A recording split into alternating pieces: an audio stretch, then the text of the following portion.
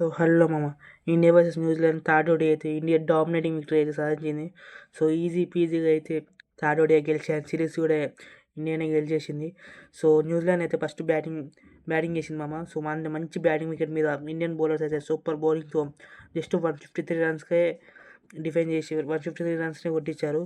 So 153 for 8 మామూలు bowling కాదు. First ఓవర్లోనే హార్దిక్ పాండ్యా సూపర్ క్యాచ్ తీసుకున్న David Conway and Harshit Rana David కాన్వేని 5th టైం అవుట్ చేశాడు. సో ఓడీ సిరీస్లో 3 అండ్ ఈ సిరీస్లో 2 సార్లు. అలాగే సో సెకండ్ ఓవర్లోనే హార్దిక్ పాండ్యా వచ్చి రచిన్ రవీంద్ర వికెట్ తీసుకున్నాడు.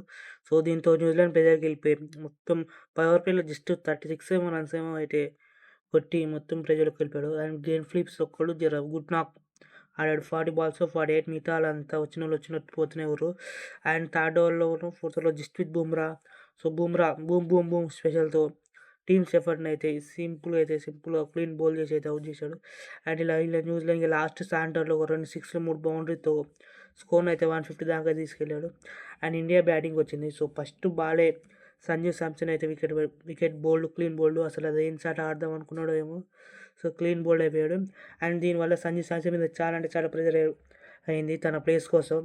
సో ఎందుకంటే వెనకాల ఇషాన్ కిషన్ రెడీగా ఉన్నాడు. సో ఎప్పుడైతే నెంబర్ 3 తిలక్ వచ్చేస్తాడో ఇషాన్ కిషన్ బయటకు వెళ్ళిపోవాలి. So former Ishan Kishan. So Ishan Kishan బయటకు వెళ్ళిపోవాలంటే సంజు శాంసన్ అయితే మంచి పర్ఫార్మెన్స్ చేయాలి. సో సంజు ఇలా ఫెయిల్ అవుతుంటే సంజు ప్లేస్లో ఇషాన్ కిషన్ ఓపెనర్గా వస్తాడు. ఇదైతే పక్కా. సో ఇంకా రెండు మ్యాచ్లు అవుతున్నాయి. సో చూడాలి సంజు శాంసన్ మంచి ఆడాలని అయితే కోరుకుందాం. అండ్ అలాగే ఇక పులి తర్వాత పులి వచ్చింది. సో పులి మొత్తం వన్ సైడ్ డామినేటెడ్. ఇక జస్ట్ 14 balls హాఫ్ సెంచరీ అయితే కంప్లీట్ చేసిండు.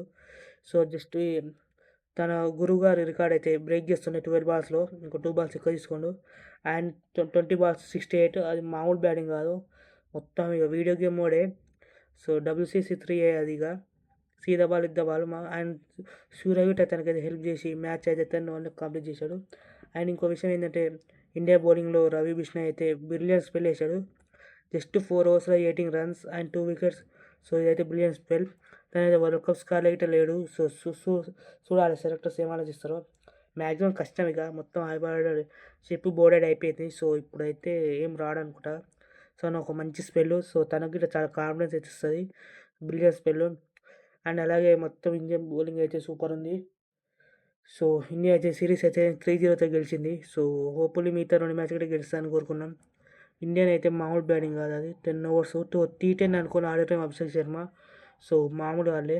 అండ్ సెకండ్ వచ్చిన 1 down ఇషాన్ కిషన్ గిట ఉందన్న షేప్ అయితే ఫుల్ భారీ షాట్లు ఆడాడు. So first ball second ball 6, third ball 6 and fourth ball boundary. So ఇలా వచ్చినట్టు జంపుతూనే ఉండు. అండ్ సూర్యకుమార్ యాదవ్ అయితే లాస్ట్ ఫినిష్ రన్స్తో మ్యాచ్ అయితే ఫినిష్ చేసి ఇండియన్ అయితే సిరీస్ 3-0 అయితే గెలిచినాం. సో ఇంకా 2 మ్యాచ్లు ఉన్నాయి, చూడాలి 2 మ్యాచ్లు గెలుస్తారు అండ్ న్యూజిలాండ్ ఏమైనా ఫైట్ బ్యాక్ ఇస్తారో గెలుస్తారో అని.